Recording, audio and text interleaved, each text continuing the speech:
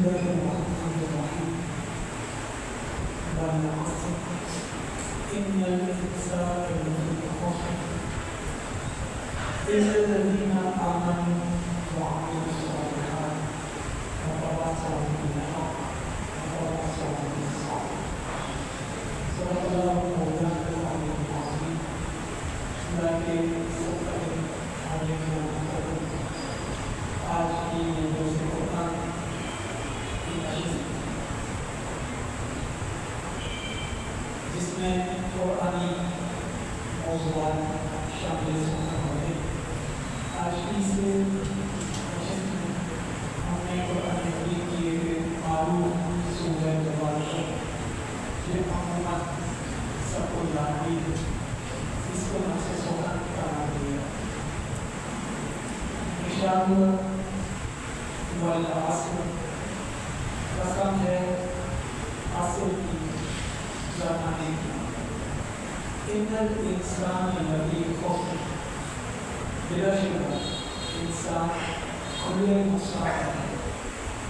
الا الذین آمنوا لیکن نقصان سے وہ بچے ہوئے جو ایمان لائے وعملوا الصالحات اور ایمان لانے کے بعد انہوں نے اعمال صالحات کی. وتواصوا بالحق پھر حق کی تلقین کی لوگوں کو حق کی جانب متوجہ کی. وتواصوا بالصبر اور پھر صبر کی تاکید کی. یہ سورہ مبارکہ اپنے الفاظ کے اعتبار سے بڑی مختصر ہے لیکن اپنی معنویت کے اعتبار سے بہت جامع ہے. اس میں جو آغاز میں والعصر ہے یہ والعصر اس میں واو حرف قسم ہے اور والعصر قسم ہے عصر کی. یہ عصر کیا ہے؟ بعض نے اس سے مراد لی والعصر عصر سے مراد ہے زمانہ. جس زمانے کے انسان اس سورج کو پڑھے وہ زمانہ اس سے مراد ہے. جب ماضی میں یہ سورج مبارکہ پڑھی گئی تو ان کا زمانہ مراد تھا. اب پڑھی جا رہی ہے یہ زمانہ مراد ہے. اگلے زمانوں میں جب یہ سورج پڑھی جائے گی والعصر تو اس سے مراد اس دور کا زمانہ مراد ہے. ایک اس کی جہت یہ ہے. بعض نے اس کی یوں توجیہ کی کہ والعصر اس سے مراد ہے زمانہ مصطفیٰ کی قسم. زمانہ مصطفیٰ کی قسم. اب دو طریقے سے ترجمے ہوئے زمانے کی قسم زمانہ مصطفیٰ کی قسم. بظاہر یہ دو الگ جہتیں ہیں لیکن اگر حقیقت دیکھا جائے تو مضمون ایک ہے. وہ مضمون ایک اس وجہ سے ہے کہ اختلاف تب ہوگا جب ہر زمانہ مصطفیٰ کا نہ ہوگا. جب ہر زمانہ مصطفیٰ کریم کا زمانہ ہے کیونکہ حضور کے بعد کوئی نبی نہیں, ختم نبوت ہو گئی. حضور کے بعد قیامت تو حضور سے لے کر قیامت تک جب کہا جائے گا والعصر اس سے مراد زمانہ ہوگا اور ہر زمانہ رسول اکرم کا زمانہ ہے. لہذا دونوں اعتبار سے آیت کا مفہوم ایک ہے. یہ صورت عصر کی قسم کیوں کھاتی ہے؟ زمانے کی قسم کیوں؟ اس کا تعلق اس کے آگے کے کانٹینٹ سے ہے. اس کے آگے جو مضمون آ رہا ہے اس سے ایک ریلیونٹ قسم کھائی گئی. والعصر قسم ہے زمانے کی. مطلب یہ کہ آگے جو مضمون بیان ہو رہا ہے تم اپنے زمانے میں اس کو چیک کرو, اپنے دور میں اس کو دیکھو. جس زمانے میں تم زندگی بسر کر رہے ہو یہ زمانہ تمہارے اوپر گواہ ہے. اور جب یہ زمانہ تمہارے اوپر گواہ ہے تو تم دو چیزیں اپنے ذہن میں راسخ کر لو. ایک تو یہ کہ نیکی کرو یا شر، رائے گا کوئی بھی نہیں ہے، رائے گا کوئی بھی نہیں ہے، نہ نیک عمل رائے گا جائے گا نہ برا عمل رائے گا جائے گا۔ فَمَن يَعْمَلْ مِثْقَالَ ذَرَّةٍ خَيْرًا يَرَهُ، جس نے ذرے کے برابر بھی خیر کی ہوگی وہ اپنی آنکھوں سے اپنی خیر کو دیکھ لے گا۔ وَمَن يَعْمَلْ مِثْقَالَ ذَرَّةٍ شَرًّا يَرَهُ، جس نے ذرے کے برابر بھی شر کیا ہوگا وہ اپنے شر کو اپنی آنکھوں سے دیکھے گا۔ تو یہ زمانہ تمہارے اوپر گواہ ہے، والعصر، اور اس کے بعد اب انسان کی حقیقت بیان ہو رہی ہے۔ ان الانسان لفی خسر، بلا شبہ انسان کھلے نقصان میں ہے۔ اب یہاں بات مسلمان کی نہیں کی گئی، کسی ایک کمیونٹی کی نہیں، بلکہ جمعی انسانیت کی بات ہے، مکمل انسانیت، اس کی سطح پر یہ کلام ہے۔ ان الانسان لفی خسر، انسان بلا شبہ خسارے میں ہے، نقصان میں ہے۔ اب خسارے سے بچے ہوئے کون ہیں؟ وہ چار اوصاف اب آگے آ رہے ہیں کہ جنہوں نے ان چار باتوں کو اختیار کر لیا وہ خسارے سے بچے ہوئے، ان کے علاوہ سب خسارے ہیں۔ اور وہ چار اوصاف کیا ہیں؟ ان الانسان لفی خسر، پوری انسانیت نقصان میں ہے سوائے ان لوگوں کے الا الذین آمنوا، وہ جو ایمان لے آئے وہ خسارے سے بچے ہیں۔ لیکن صرف ایمان کافی نہیں ہے، آگے اس کی تین مزید شرطیں آ رہی ہیں۔ صرف ایمان لا کر کوئی یہ کہے کہ میں خسارے سے بچ گیا، یہ سوچ قرآنی نظم کے خلاف ہے۔ قرآن صرف ایمان کو کافی قرار نہیں دیتا کہ صرف ایمان لا کر تم خسارے سے بچ جاؤ۔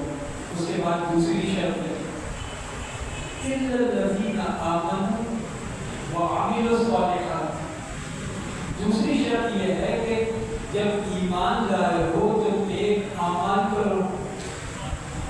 اب کوئی شخص صرف ایمان لائے اور کہے کہ میں خسارے سے بچ گیا، وہ غلط ہے۔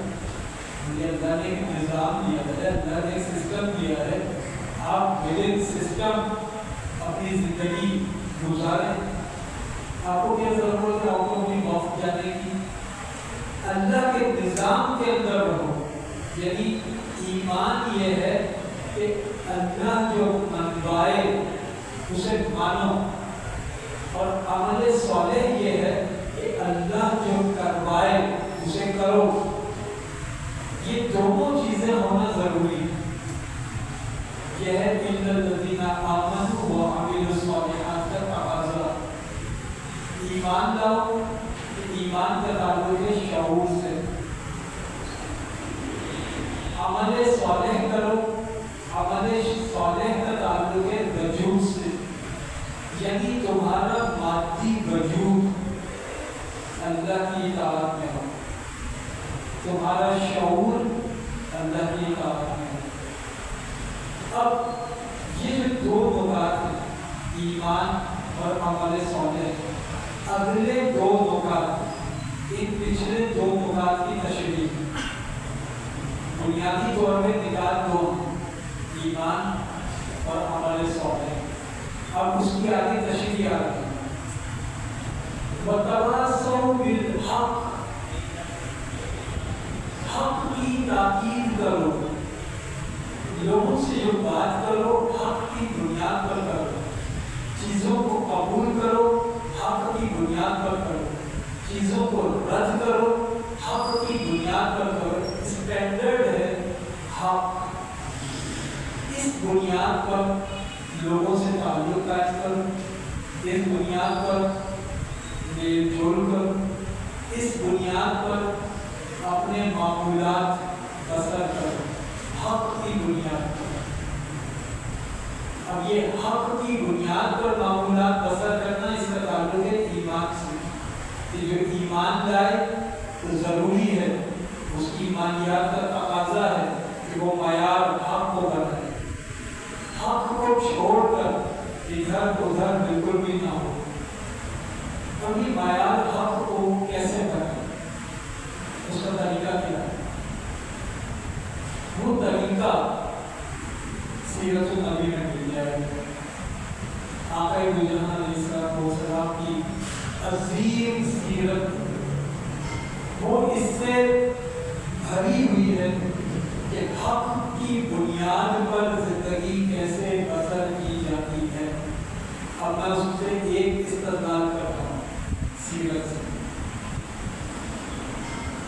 ابو لہب، اس کا اصل نام تھا عبد العزیٰ، کنیت تھی ابو لہب۔ لہب آگ کے شعلے کو کہتے ہیں، لہب شعلہ۔ ابو لہب کا مطلب ہے شعلے والا، اور اس کے شعلے والا اس لیے کہتے تھے کہ ابو لہب کی جو رنگت تھی وہ سرخ اور سفید تھی۔ اس کے چہرے کو دیکھ کر ایسا لگتا تھا جیسے آگ کا شعلہ، سرخ اور سفید رنگ، اس لیے اس کو ابو لہب کہا جاتا ہے۔ ابو لہب وہ رشتے میں سگا چچا ہے حضور کا، لیکن حق کی بنیاد پر تعلق رکھنا ہے، حق کی بنیاد پر تعلق توڑنا ہے۔ ابو لہب سگا چچا ہے، لیکن اللہ نے اس کی مذمت میں پوری سورہ مبارکہ نازل کر دی، سورہ لہب۔ تبت یدا ابی لہب وتب، ابو لہب تیرے ہاتھ ٹوٹ جائے، تو ہلاک ہو جائے۔ ابو لہب نے بس حضور نبی معظم کی جانب انگلی کا اشارہ کر کے کہا تھا کہ کیا تم نے ہمیں یہ کہنے کے لیے بلایا تھا کہ حضور نے دعوت دی تھی؟ تو اس نے انگلی کا اشارہ کر کے کہا کیا تم نے ہمیں یہ دعوت دینے کے لیے بلایا تھا؟ تو رب ذوالجلال نے فرمایا تبت یدا ابی لہب وتب، ابو لہب کے ہاتھ ٹوٹ جائے، تو ہلاک ہو جائے۔ سگا چچا تھا، حق کی بنیاد پر اس سے تعلق قائم نہیں ہو سکتا تھا، تو جو سگا چچا تھا اس سے لا تعلقی ہوگی۔ سورہ لہب اس پر گواہ کرتی ہے۔ ایک دوسرا زاویہ، ایک اور شخص ہے، وہ فارس کا رہنے والا تھا، اسے عربی بولنی بھی نہیں آتی تھی، عربی بولنی نہیں آتی تھی، پیدا فارس میں ہوا، زندگی کا طویل عرصہ فارس میں گزارا۔ مدینے آیا، نہ وہ مہاجرین میں سے تھا نہ انصار میں سے تھا۔ مہاجرین تو مکے سے آئے تھے، انصار مدینہ منورہ کی قدیمی آبادی تھی۔ وہ فارس کا شخص فارسی بولتا تھا، اس کو عربی نہیں آتی تھی، مدینہ پہنچا اور مدینے پہنچ کر اس نے آبائی مذہب ترک کیا۔ وہ پہلے آتش پرست تھا، پھر اس نے عیسائیت قبول کی۔ عیسائیت قبول کرنے کے بعد حق کی تلاش میں کہ حق کو پا لے، جب آتش پرست تھا اس کا دل مطمئن نہیں ہوا کہ یہ حق ہے، وہ ایک راہب کے پاس چلا گیا، اس راہب نے اس کو عیسائی کر دیا، لیکن وہاں پر بھی اس کا دل مطمئن نہیں ہوا کہ یہ حق ہے۔ حق کی تلاش میں وہ سفر کرتا کرتا مدینہ منورہ پہنچ گیا۔ مدینہ منورہ پہنچا تو آقا دو جہاں علیہ السلام کی خدمت میں حاضر ہوا۔ حضور کی خدمت میں حاضر ہو کے اس نے حضور کی نبوت کو پہلے چیک کیا کہ یہ نبی ہے یا نہیں، کیونکہ اتنی سے جستجو کر کے آیا تھا۔ تو اس کو راہب نے بتایا تھا، جس راہب کے ہاتھ پہ وہ عیسائی ہوا،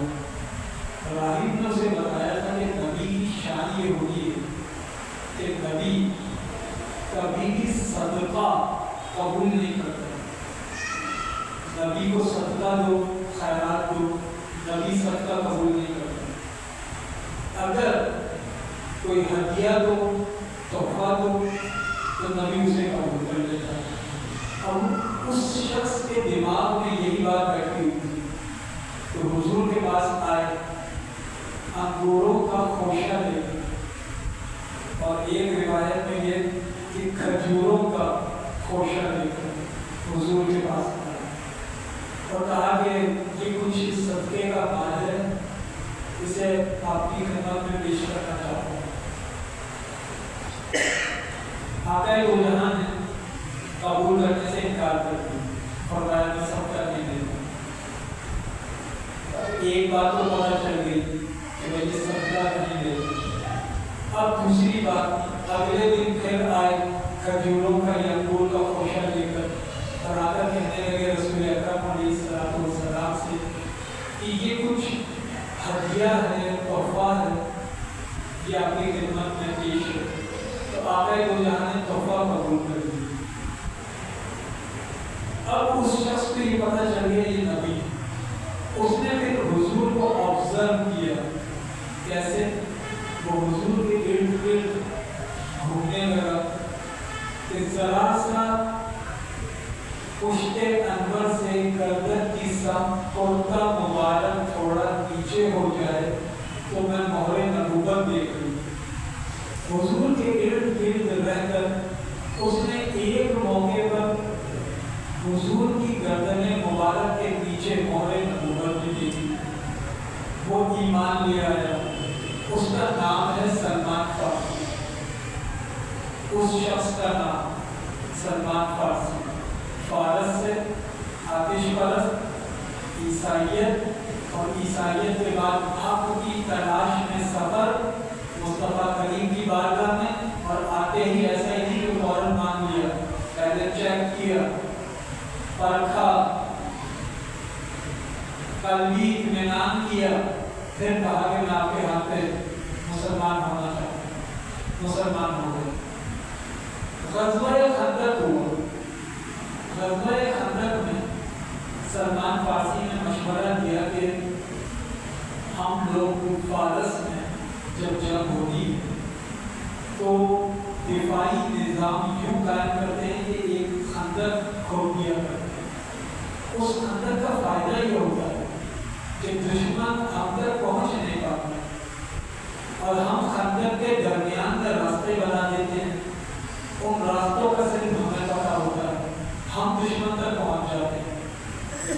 تو ہم یہ جنگی حکمت عملی اختیار کرتے ہیں۔ رسول اکرم نے سلمان فارسی کی اس تجویز کو قبول کیا، خندق کھودنے کا حکم دیا۔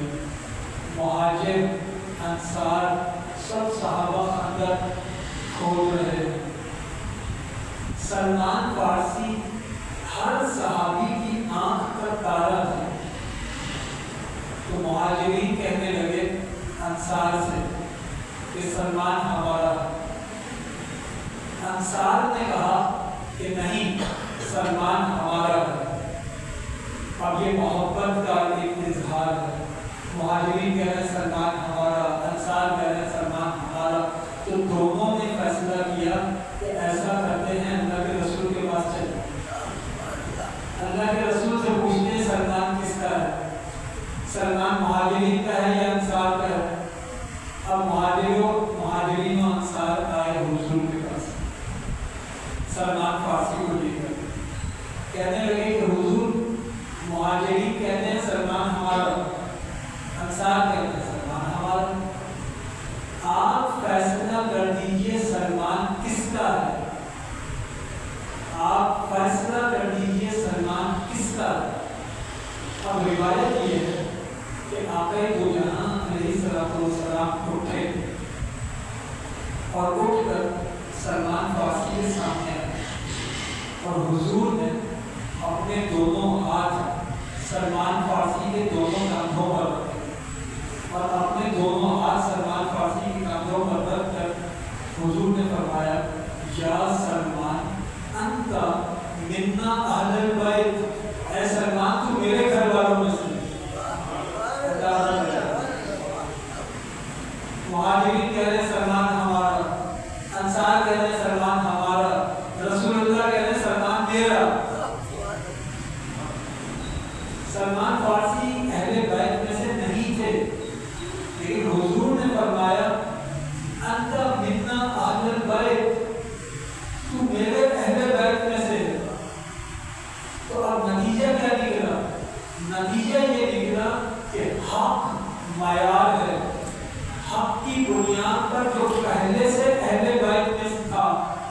وہ باہر ہو گیا ابو لہب، جو باہر تھا وہ اہل بیت میں شامل ہو گیا۔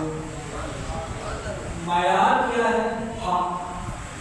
تو قرآن نے کہا وَتَوَاصَوْا بِالْحَقِّ، ایمان کا تقاضا یہ ہے کہ تمہارا ہر قدم حق کی بنیاد پر۔ یہ تو ہو گئی ایمان کی تشریح، وَتَوَاصَوْا بِالْحَقِّ۔ ادھر ایمان کے ساتھ اگلا لفظ استعمال ہوا ہے، إِنَّ الَّذِينَ آمَنُوا وَعَمِلُوا الصَّالِحَاتِ، جو ایمان لائے اور نیک اعمال کرے۔ ایمان کی تشریح ہے وَتَوَاصَوْا بِالْحَقِّ، اور نیک اعمال کی تشریح کی وَتَوَاصَوْا بِالصَّبْرِ۔ اور ایمان اعمال صالحہ کی تشریح کی گئی وَتَوَاصَوْا بِالصَّبْرِ۔ تو اعمال صالحہ اور صبر میں تعلق کیا ہے؟ جو شخص اعمال صالحہ کرے گا شیطان اس کو کہتا ہے، کبھی تو اس کے دل میں یہ خیال پیدا کر دے گا کہ تو بہت اچھے انسان ہو، لوگوں کی مدد کرتے، یوں وہ خود کو سپیریئر سمجھنے لگے گا، لوگوں کو کمتر سمجھے گا، اور تکبر کا بیج اس کے دل کے اندر پڑ جائے گا، پھر شیطان اس کو بڑھاتا رہے گا۔ جب انسان اعمال صالحہ کا ارادہ کرے گا اس سے پہلے کہ وہ عمل کرے، شیطان کوئی نہ کوئی وسوسہ پیدا کرتا ہے۔ یہی وجہ ہے کہ حدیث مبارکہ میں حکم ہے کہ جب نیکی کا ارادہ کرو تو اس پر عمل کرنے میں تاخیر نہ کرو، اس لیے کہ تم نے نیکی کا ارادہ کیا اور ابھی عمل نہیں کیا تو شیطان تمہارے ارادے میں شروع و شبہات پیدا کر دے گا۔ نیکی کا ارادہ کرو فوراً عمل کرو۔ تو نیکی کا جو عمل ہے اعمال صالحہ یہ آسان نہیں۔ جب آپ نیک کام کریں گے، بھلائی کے کام کریں گے، خیر کے کام کریں گے، اس میں رکاوٹیں آئیں گی، مشکلات آئیں گی، دقت آئے گی، تو قرآن کہتا ہے وَتَوَاصَوْا بِالصَّبْرِ۔ اعمال صالحہ کرتے ہوئے جب جہاں مشکل آ جائے وَتَوَاصَوْا بِالصَّبْرِ۔ اگر تم نے صبر کو اختیار نہیں کیا تو پھر اعمال صالحہ کا کام دیر تک نہیں کر سکتے۔ اگر تم چاہتے ہو اس کو دیر پا ہو، اعمال صالحہ کرتے رہو، تو پھر صبر کا دامن تھام کے رکھنا پڑے گا۔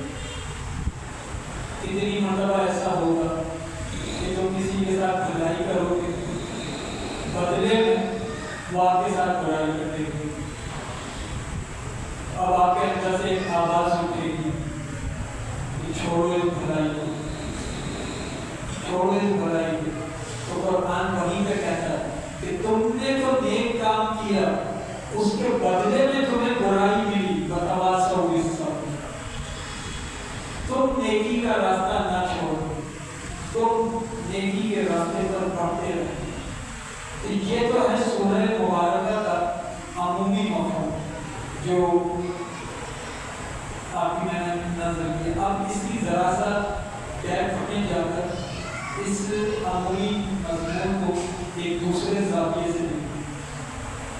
یہ جو عمومی مفہوم ہو گیا، قسم ہے زمانے کی، ہر انسان خسارے میں ہے سوائے ان کے جو ایمان لائے اور اعمال صالحہ کیے، حق کی تاکید کی، صبر کی تلقین، بس یہ بچے ہوئے، ایمان، عمل صالح، حق اور صبر۔ ان چار اوصاف کو جو اختیار کر لیں وہ خسارے سے بچ گئے۔ یہی مضمون قرآن حکیم کے 30ویں پارے میں ہی اس سورہ مبارکہ سے پیچھے کی جانب جائیں تو سورہ 3 میں ملتا ہے اسی طرح کا مضمون۔ کیسے؟ والتین، قسم ہے انجیر کی، والزیتون قسم ہے زیتون کے درخت کی، وطور سینین قسم ہے بلند و بالا کوہ طور کی بلندیوں کی،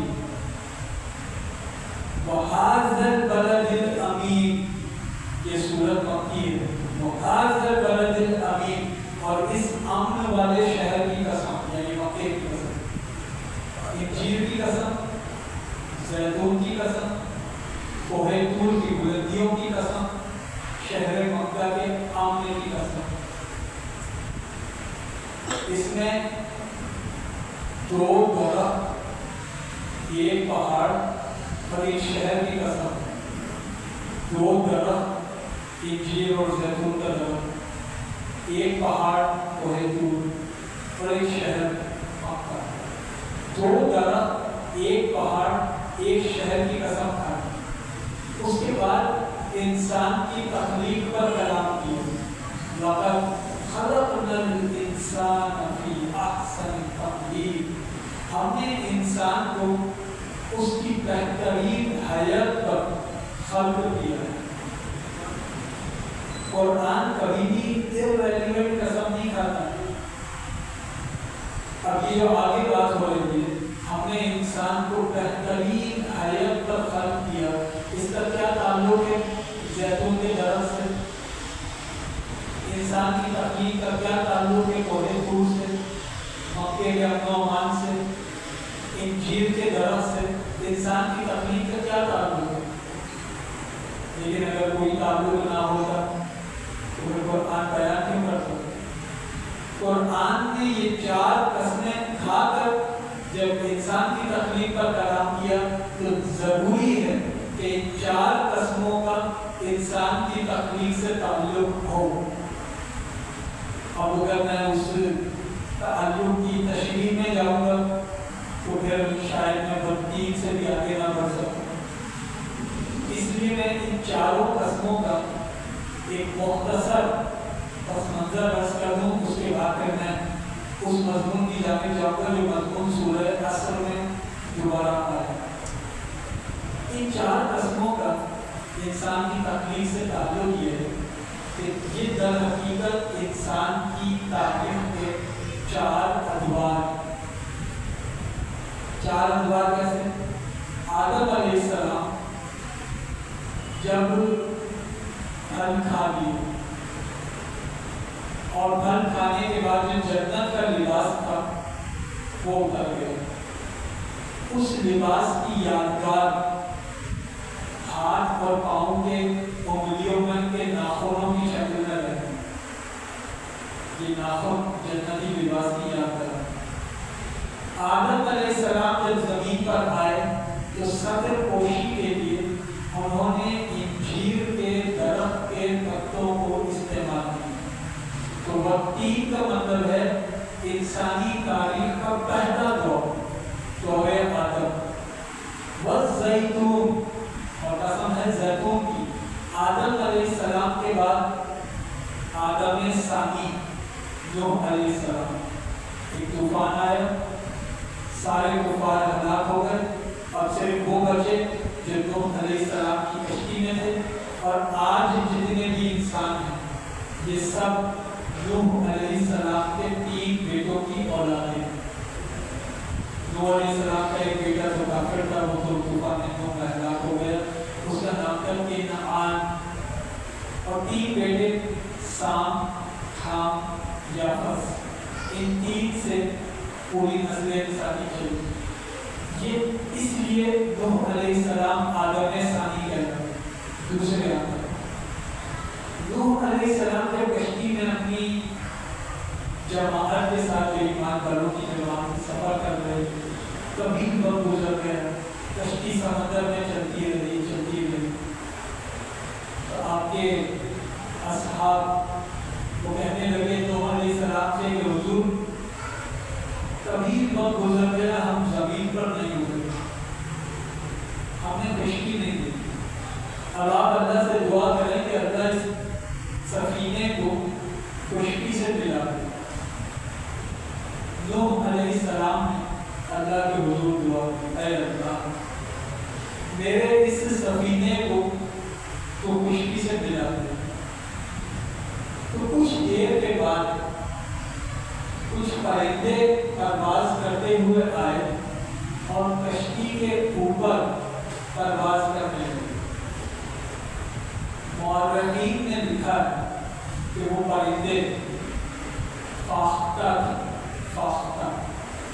ان کی چونچ میں زیتون کے درخت کے پتے تھے۔ اس کے ذریعے نوح علیہ السلام کو 2 پیغامات دیے جاتے تھے۔ پہلا پیغام، کشتی کے اوپر پرندے پرواز کر رہے ہیں، اس کا مطلب ہے خشکی قریب۔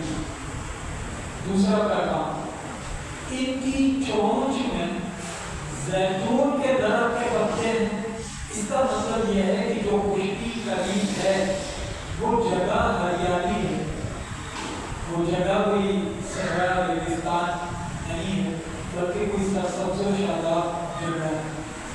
اور اس میں ایک تیسرا پیغام بھی تھا کہ زیتون کے درخت کے پتے ہونا اس بات کی علامت بھی تھا کہ زیتون کا درخت امن کی علامت ہے، تو وہ جو زمین آ رہی ہے صرف سرسبز نہیں ہے بلکہ امن و امان والی ہے۔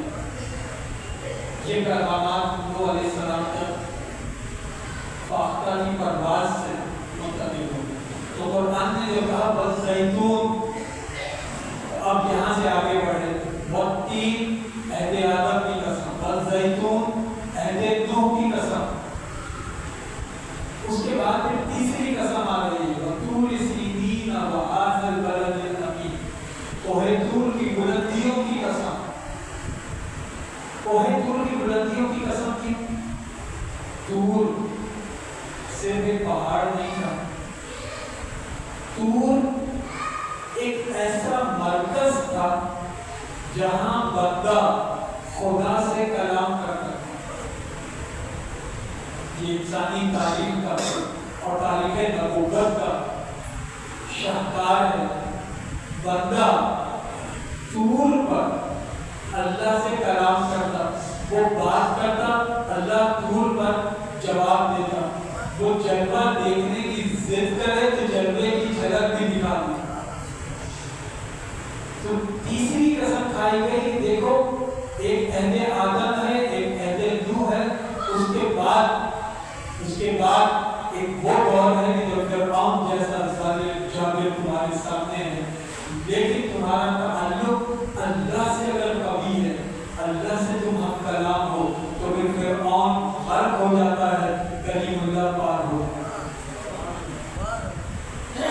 والتین زمانہ آدم کی قسم، والزیتون زمانہ نوح کی قسم، وطور سینین وہذا البلد الامین، کوہ طور زمانہ موسیٰ کلیم اللہ کی قسم، اور پھر وہذا البلد الامین، اس شہر کے امن و امان کی قسم کہ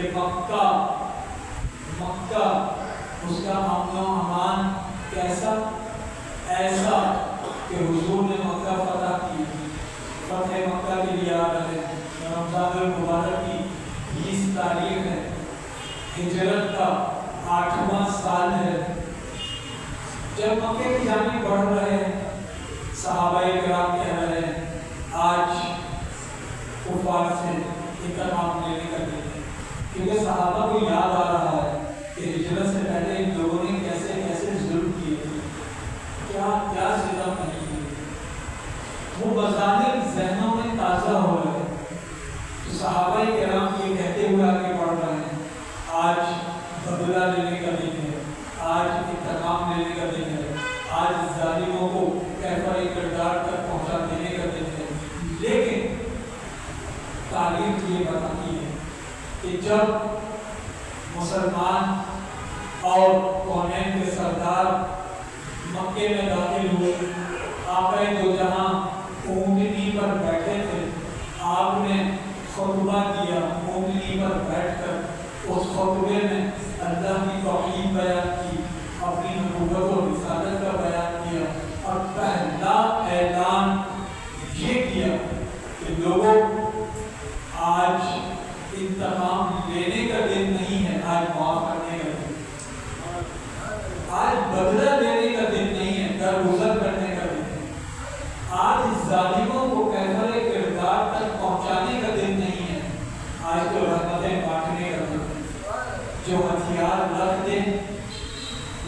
معافی. جو گھر کا دروازہ بند کر لے اس کو بھی معافی. عام معافی کا اعلان کیا. دنیا جب کوئی شہر فتح کرتی ہے تو اس شہر کے لوگوں سے انتقام لیتی ہے. کونین کے سردار نے مکے کو فتح کیا, خون کا ایک قطرہ بہائے بغیر, خون کا ایک قطرہ بھی نہیں بہا, اور مکہ فتح ہو گیا. اب رب ذوالجلال فرماتا ہے وَهَٰذَا الْبَلَدِ الْأَمِينِ. عہد آدم کو دیکھو, عہد نوح کو دیکھو, عہد موسیٰ کو دیکھو, پھر ان سب کے فخر مصطفیٰ کو دیکھو کہ جو شہر فتح بھی کر لے بنا رہا ہے. یہ تاریخ بیان ہوئی ہے آدم سے خاتم تک, اور یہ تاریخ بیان کرنے کے بعد انسان کی تاریخ بیان ہو گئی. اب کہا جا رہا ہے لَقَدْ خَلَقْنَا الْإِنسَانَ فِي أَحْسَنِ تَقْوِيمٍ. ہم نے انسان کو اس کی اعلیٰ ترین حیت پر خلق کیا. سارے انسان, جبھی انسانیت کی بات ہو رہی ہے, ہر انسان اس میں شامل ہے. ہم نے انسان کو اعلیٰ ترین حیت پر خلق کیا. اب ہے خاص مضمون ثم رددناہ اسفل سافلین. اعلیٰ خلق کیا تھا, اس کے بعد انسان کو ہم نے پستیوں میں دھکیلنا شروع کیا. انسان اعلیٰ خلق کو پستیوں میں گرنے لگا. ثم رددناہ اسفل سافلین.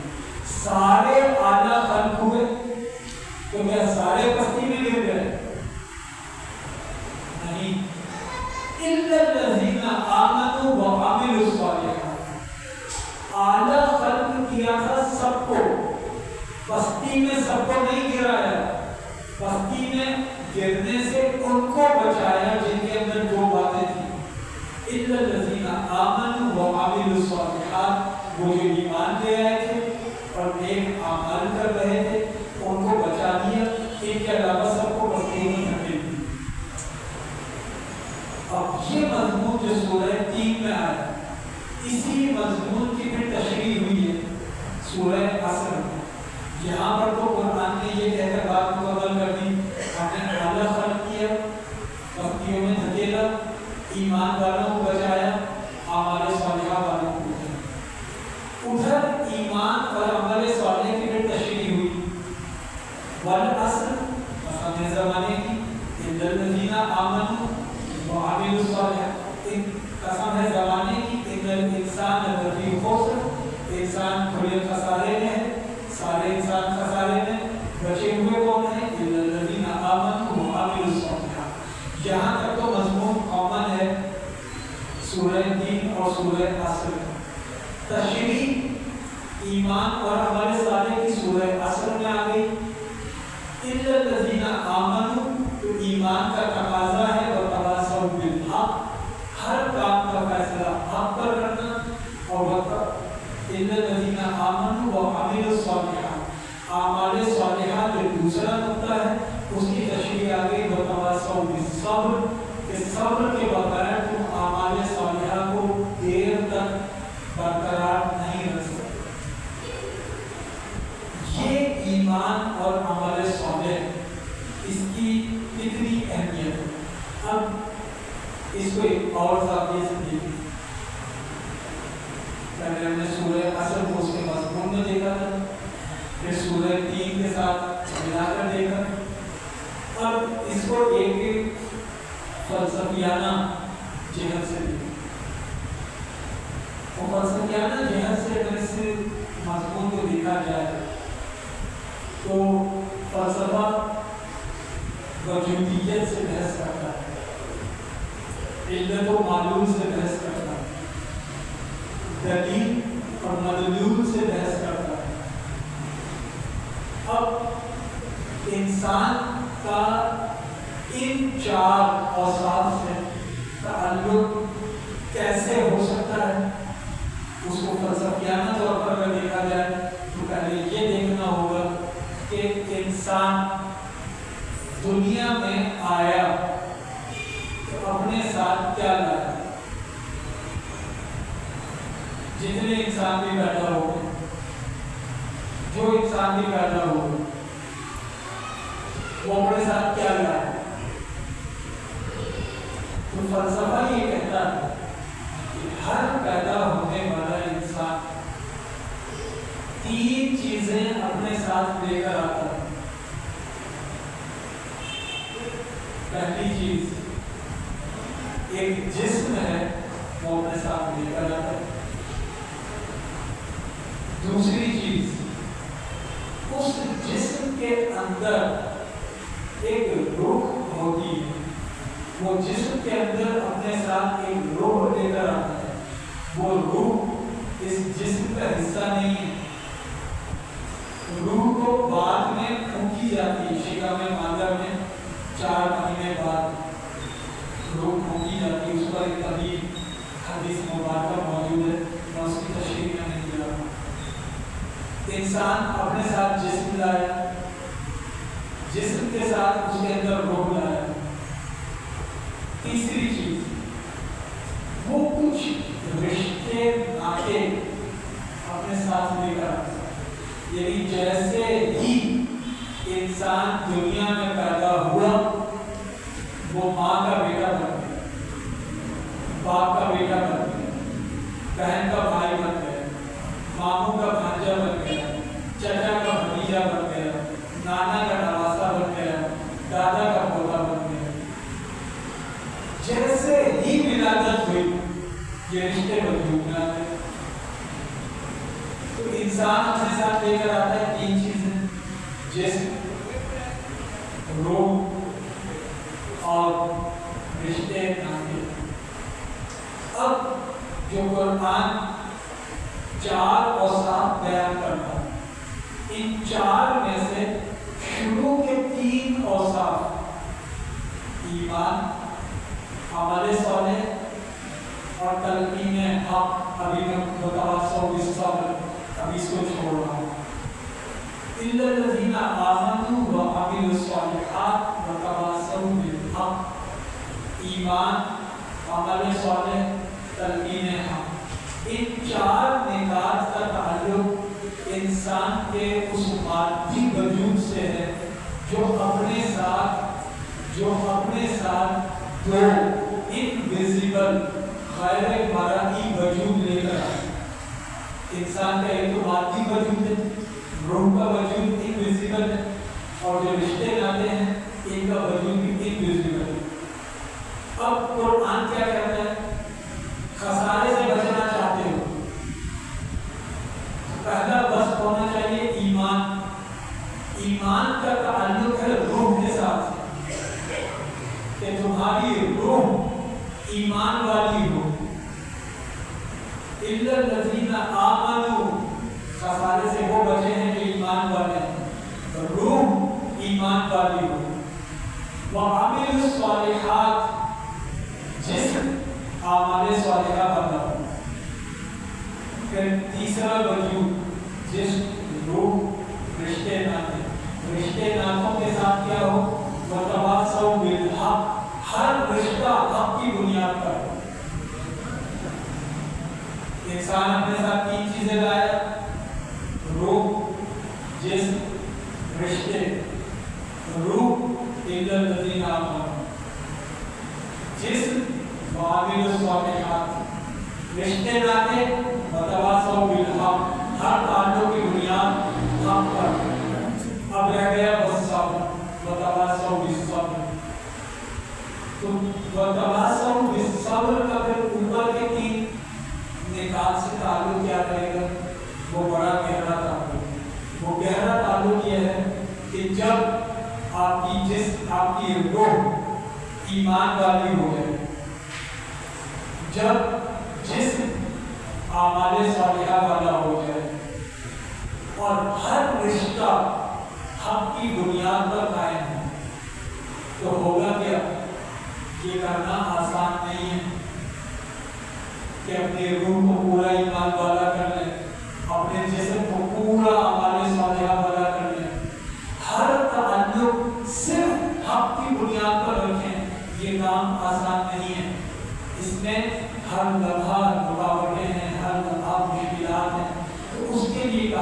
वतवासौ बिस्सब्र, जब तुम अपनी रूह को ईमान वाली करोगे तो जो रुकावट आए वतवासौ बिस्सब्र, उस पर सब्र। जब जिस्म को अमाले सालिहा वाला करोगे, जो रुकावट आए सब्र से काम। जब हर ताल्लुक की बुनियाद हक पर रखोगे, जो रुकावट आए सब्र से काम। तो तीन चीजें इंसान अपने साथ लाया, तीनों का बयान ईमान, अमल सालेह और तलकीन हक में आ गया। उसके बाद सब्र का मजमून आया कि तीनों कामों की अंजाम यही है, सब्र का दामन थाम कर रखा जाए। तो ये सूरह मुबारक इस बात को वाज़ेह करती है कि कामयाबी का मयार वो नहीं है जो हम खुद तय कर लें। वरना कितने ही इंसान हैं जो लोगों को धोखा देते हैं और इसको अपनी कामयाबी समझते हैं। किसी का माल गस्ब कर लिया और इसको अपनी कामयाबी समझते हैं। किसी मजलूम को सता दिया और इसको अपनी कामयाबी समझते हैं। कामयाबी का मयार अल्लाह ने बयान किया। कामयाबी का मयार वो नहीं है जो तुम तय करोगे, कामयाबी का मयार वो है जो अल्लाह तय करेगा। और वो मयार सिर्फ दो निकात हैं, ईमान और अमल सालेह। अगले दो निकात इनकी तशरीह, यानी तुम्हारा बातिन पूरा ईमान वाला हो और तुम्हारा जाहिर पूरा अमल सालेह वाला हो। ऐसा हो गया तो कामयाब हो। इन्नल इंसान लफी खुस्र, वो जो इंसानियत खसारे में जा रही है उससे तुम बच जाओ। इंसानियत जा रही है खसारे में, तुम बच जाओगे। ईमान अख्तियार करो, अमल सालेह अख्तियार करो। और फिर ये सूरह मुबारक ये भी बताती है कि ये ईमान और अमल सालेह जब इंसान अख्तियार करे, इसके रास्ते में रुकावटें हैं, परेशानियां हैं, लेकिन उस पर सब्र करोगे तो फिर पार हो जाओगे। सब्र का दामन छोड़ोगे तो देर तक नहीं चल सकते, क्योंकि अगर ये सिराते मुस्तकीम इतनी आसान होती तो सारे चल रहे होते, सभी चल रहे होते। अल्लाह ने मयार कायम कर दिया। बस अब इस आखिरी हिस्से में इस मयार को खुदावंद ज़ुलजलाल ने कायनाती मुताल्लाक़े के साथ बयान किया। कायनाती मुताल्लाक़ में मखलूक के लिए कहना, खालिक के लिए। अल्लाह तो कायनात का खालिक है, उसे इसी मुताल्लाक़े की ज़रूरत है। इंसान का जो कायनाती मुताल्ला है वो ज़मीन, आसमान, चाँद, सूरज, सितारे देखता है, कायनात पर निगाह करता है। जैसे अल्लामा इक़बाल ने कहा था कि खोल आँख ज़मीन देख, फलक देख, फ़ज़ा देख, मशरिक़ से उभरते हुए सूरज को ज़रा देख। अब इंसानों को उनके कायनाती मुताल्ले के ज़रिए कामयाबी का एक स्टैंडर्ड दिया जा रहा है। कैसे? वश्शम्सी वद्दुहाहा वल्क़मरि इज़ा तलाहा, कसम है सूरज की जब उसका उजाला फैल जाए, कसम है चांद की जब वो सूरज के पीछे आ जाए, वन्नहारि इज़ा जल्लाहा, कसम है सुबह की जब वो सूरज को वाज़ेह कर दे। वन्नहार, नहार कहते हैं सुबह को, इसीलिए आपने सुना होगा नहार मुँह, नहार कहते हैं सुबह को, और इसी से डिश बनी है नहारी। इसका मतलब है सुबह की डिश। अब आपके मुल्क में चाहे वो रात में खाई जाती हो, लेकिन नहारी का मतलब ही यह है कि सुबह की डिश जो सुबह खाई। वो नहारी इज़ा जल्लाहा, कसम है दिन की जब वो सूरज को वाज़ेह कर, वो लैली इज़ा यग़शाहा, कसम है रात की جب وہ سورج میں چھپا دیں. اب دیکھیے قسموں کی ترتیب، یہ متضاد چیزوں کی قسمیں آ رہی ہیں، متضاد چیزوں کی قسمیں. وَاللَّيْلِ إِذَا يَغْشَىٰ، جب قسم ہے رات کی جب وہ سورج کو چھپا دے. وَالسَّمَاءِ وَمَا بَنَاهَا، قسم ہے آسمانوں کی اور اس کے بنانے والے کی. وَالْأَرْضِ وَمَا طَحَاهَا، اور قسم ہے زمین کی اور اس کو ہموار کرنے والے کی. وَنَفْسٍ وَمَا سَوَّاهَا، قسم ہے نفس کی اور اسے ٹھیک کرنے والے کی. فَأَلْهَمَهَا فُجُورَهَا وَتَقْوَاهَا، ہم نے انسان کے اندر شر بھی رکھ دیا خیر بھی رکھ دیا، اس کے اندر فسق و فجور کا مادہ بھی رکھ دیا اور تقوی کا مادہ بھی رکھ دیا. دونوں چیزیں انسان کے اندر رکھ دی. یہ اتنی قسمیں کھانے کے بعد اب یہ اعلان ہو رہا ہے ہم نے خیر اور شر دونوں انسان کے اندر رکھے. خیر اور شر متضاد ہیں، اس لیے اوپر قسمیں بھی متضاد چیزوں کی ہیں. متضاد چیزوں کی قسمیں کھا کے متضاد اور صاف کا بیان کیا کہ ہم نے یہ دونوں انسان کے اندر رکھ دیے. فَأَلْهَمَهَا فُجُورَهَا وَتَقْوَاهَا، اس کے اندر فجور بھی رکھا تقویٰ بھی. اب ہے فیصلہ، قد افلح من زکاها، بس وہی کامیاب ہے جس نے خود کو پاک کیا. کیسے پاک ہوگا اس کی تشریح پھر سورہ اصل. وہاں تو قرآن نے ایک شارٹ ججمنٹ دے دی، قد افلح من زکاها، جس نے خود کو پاک کر لیا وہ کامیاب ہو گیا. پاک کیسے ہوگا اس کی تشریح سورہ 3 میں اور سورہ اصل میں. اور یہ جو تشریح ہے اس میں صرف نکات بیان ہوا ہے. ان نکات کی پھر آگے تشریح ہے وہ سورہ آل عمران کے اندر ہے اور اس کے اندر پھر ان نکات کی مزید تفصیلات بیان ہوئی اور سورہ آل عمران کے علاوہ متعدد اور صورتوں. دیکھیں تلخیص بس اسی پر کہ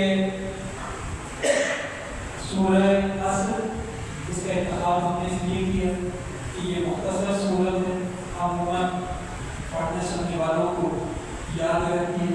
تو جب ہم یہ صورت پڑھیں تلاوت کریں تو اس کا مضمون ہمارے پیش نظر رہنا چاہیے.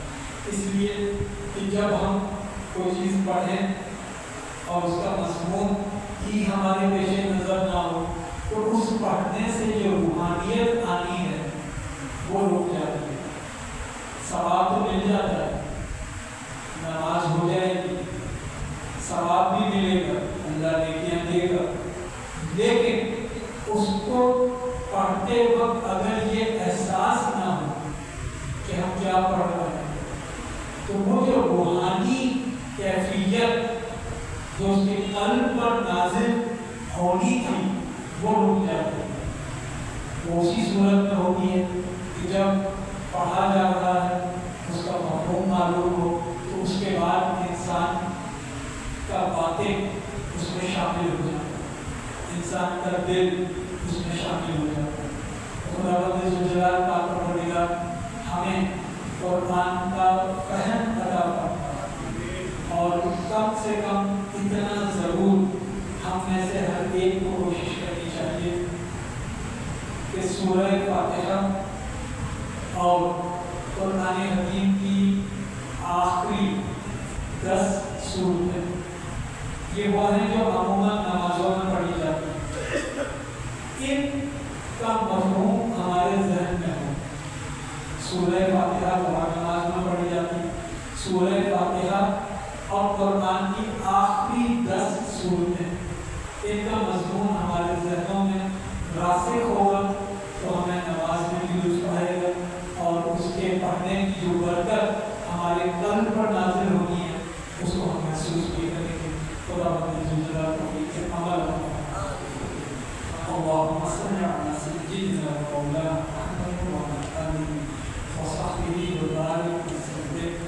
اللهم إنك عفو كريم رحيم تحب العفو والعفو अल्लाह या गफूर या गफूर या अल्लाह परवरदिगार कुरान फहमी के लिए हमारा मिलना बैठना कुरान याद कर ये गौर व फिक्र करना है अल्लाह से तो अपने दरबार में कबूलियत का शरफ अता करना कुरान के फहम के लिए